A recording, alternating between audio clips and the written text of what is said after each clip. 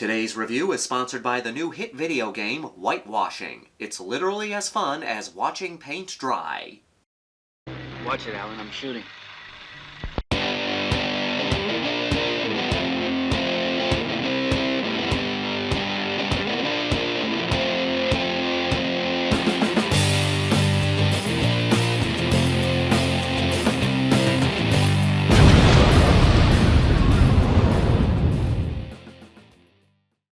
Scream. Ah. Never, ever, ever, under any circumstances say, I'll be right back. Because you won't be back. I'm getting another beer. You want one? Yeah, sure. I'll be right back! Now, am I talking about Scream, or am I talking about Scream? Well, I'm talking about Scream.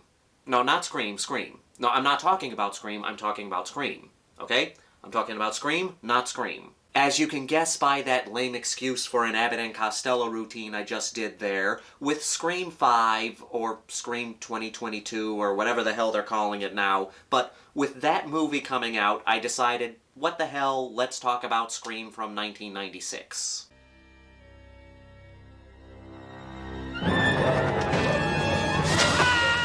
I'm curious about the new Scream because it's the first movie in the series to not be directed by the late great Wes Craven.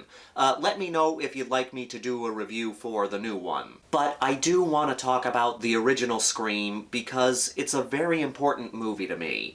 Now, I know there have already been countless reviews on this movie, especially now with a lot of YouTubers cashing in on the release of the new movie.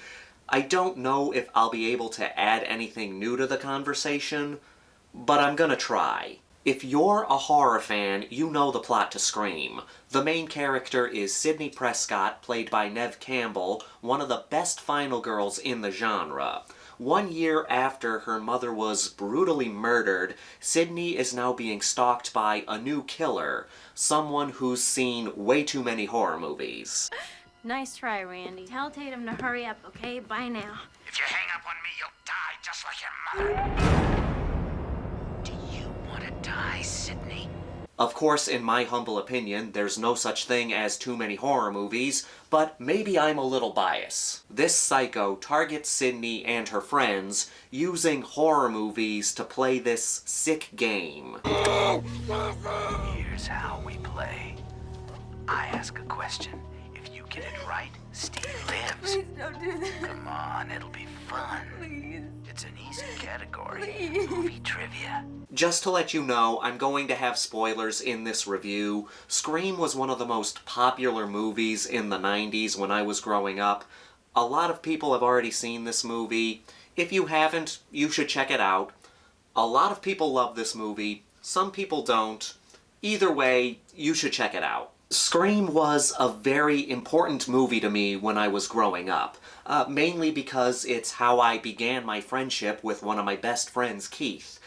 We had met in middle school, we were both interested in horror movies at the time, and it was around this time that we had discovered the Halloween series and the Scream franchise.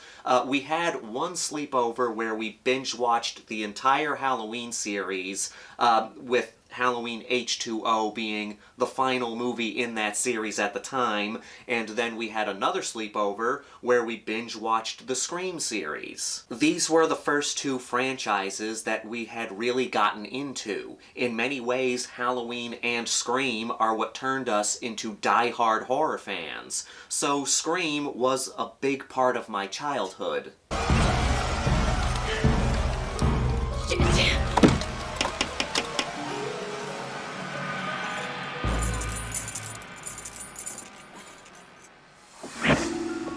The first thing that everyone mentions when it comes to Scream is how meta it is. It's always been known as the meta horror movie. It has a lot of references to other horror films. It celebrates the rules and the cliches of the genre. As much as I love Scream, I do want to point out that this wasn't the first horror movie to do that. Back in 1981, there was a slasher parody called Student Bodies. This pretty much did the exact same thing, but with even more of a comedic edge. Hello, it's me, the heavy breather from every horror film you've ever seen. You know me. First I terrorize my victim by the telephone. And the year before that, in 1980, there was Fade to Black. This is a slasher movie about a guy who's obsessed with movies. He literally kills people by way of film references.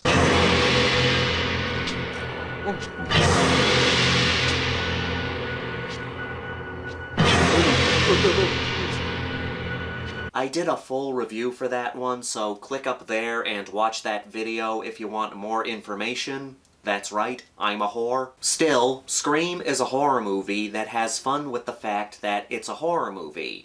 For me, it's less a horror movie about horror movies, and more a horror movie about the horror movie fans. See, the police are always off track with this shit. If they'd watch Prom Night, they'd save time. There's a formula to it. A very simple formula. Everybody's a suspect. The opening scene with Drew Barrymore. That's all I need to say. This has become one of the best opening scenes in horror films. This and the opening to Halloween are at least in the top 5. Who's there? I'm calling the police. You should never say who's there. Don't you watch scary movies? It's a death wish. You look at the time period when this came out. Cell phones were still a relatively new thing. Some people had them, but not everybody. Scream took the phone scare to the next level. It all started with Black Christmas. Jess, the caller is in the house. The calls are coming from the house. Jess! Jess, get up! Then used again in When a Stranger Calls. Leave me alone! Jill, this is Sergeant Sacker. Listen to me. We've traced the call. It's coming from inside the house. Our squad car's on the way over there right now. Just get out of that house. And the phone scare has been used throughout the years in the horror genre until it finally came to a head in Scream. You never told me your name. Why do you want to know my name? I want to know who I'm looking at. What did you say? For me, that's the scariest part of this opening. It taps into those moments we've all experienced growing up. You're home alone at night and you suddenly get that feeling of being home alone at night, and then you hear a strange noise in your house, or at least you think you hear a strange noise in your house, and then you get the feeling that someone's watching you. This is mostly just us getting into our own heads, but it's still freaky. We've all gotten that feeling, especially when you're a kid and your parents are letting you stay home alone for the first time. Hello? Look, I gotta go. Wait, I thought we were gonna go out. Nah, I don't think so. Don't hang up on me. And the chase sequence with Drew and the killer. I like the fact that the killer has to look around for her. I like the fact that the killer runs. I like the fact that she almost gets away. And I love that her parents can hear her getting murdered on the phone. It makes her death all the more tragic. Casey! Casey, you upstairs? Casey, baby.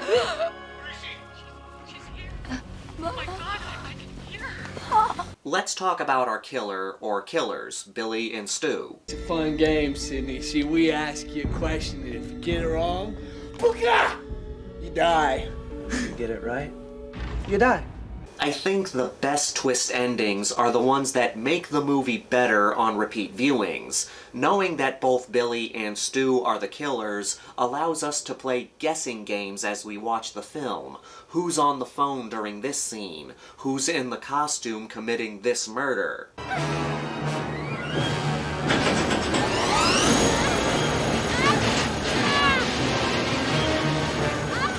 Speaking of the costume, I like the simplicity. I love simplicity when it comes to villain designs. It looks like a mask you could get at any convenience store, which makes sense because that's what it was. The mask existed before the movie, and it was dubbed the Scream look, or Ghostface, after the movie grew in popularity. But the simple design and the fact that it looks like anybody could get this costume makes the idea all the more frightening. It's that hint of realism. They sell this costume every 5 and dime in the state.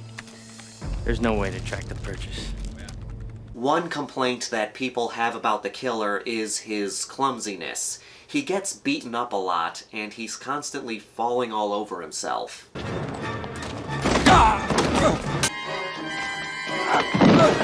I'm a defender of this because the killers are 2 teenagers in high school. True, the actors were older, but the characters Billy and Stu are teenagers in high school. Of course, they're not going to be as skilled or coordinated when they decide to go on this killing spree. They still have a lot of growing up to do.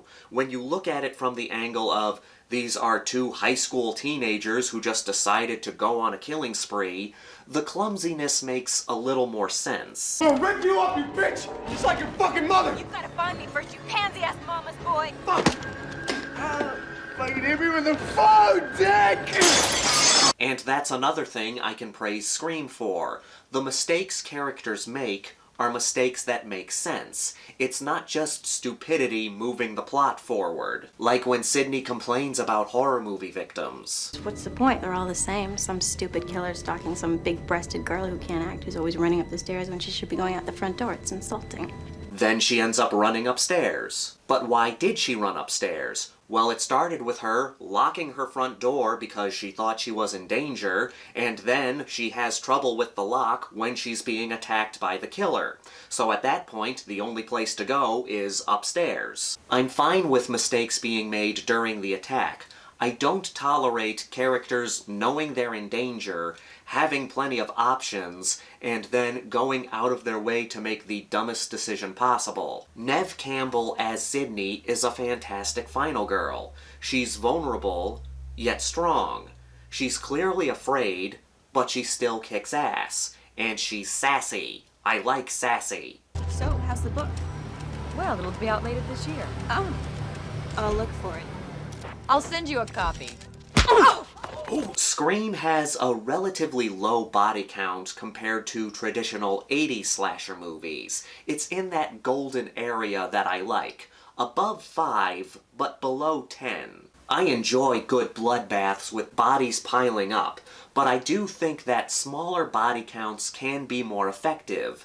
That way the kills can stand out instead of being lost in the constant stacking of bodies. The opening kill is memorable because the movie properly builds it up with tension.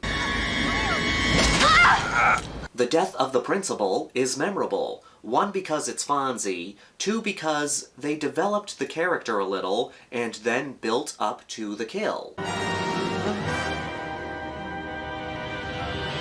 Tatum's death is memorable because of the creative use of a garage door and because, again, they built up to the kill, thus making the scene more suspenseful. The build-up to the kill is just as important as the kill itself. I'll admit that when it comes to 1990s horror flicks, there are movies I put above Scream. Hell, it's not even my favorite Wes Craven movie. That would be The Hills Have Eyes. But I'm not going to deny that this is a great movie. One of the best horror movies of the 90s, and a very important movie to me. And with that, let's get to the Grindhouse Rankings. We've got a body count of 7. The kills mostly consist of stabbings, but they stand out with good filmmaking and proper build-up. We also have some gunshots, a TV to the face, and death by garage door. It reaches the slasher requirements with a decent body count, an interesting killer, and a great final girl. Sidney Prescott is a great main character. She has a tragic backstory, and she is afraid, but she still fights back. And in the 3rd act, she kicks ass. I like a final girl who's not afraid to get her hands dirty. We have a good killer, or killers, in this flick. I like the simple design of the costume. Plus, I like how he doesn't feel like a supernatural being. He feels like a regular guy who decided to go on a killing spree. The horror references are fun. True, this wasn't the first meta-horror movie, but it is one of the best. I love how it makes fun of the horror genre while celebrating it at the same time. For me, this is a horror movie made for horror fans, celebrating their love for the genre. I'm giving Scream a solid 5 out of 5. It's such an important movie to my horror fandom, and one of the best 1990s horror flicks. As always, I want to thank everyone for watching and supporting my channel. Please leave a comment down below. Let me know a horror movie that was important to you growing up. And let me know if you'd like me to do a review for the new Scream movie. This is the Maniac, here to remind you that the Grindhouse will never die. Hello? You like scary movies? Yes. Yes, I do. Can I interest you in a subscription to People magazine? Are magazines still a thing?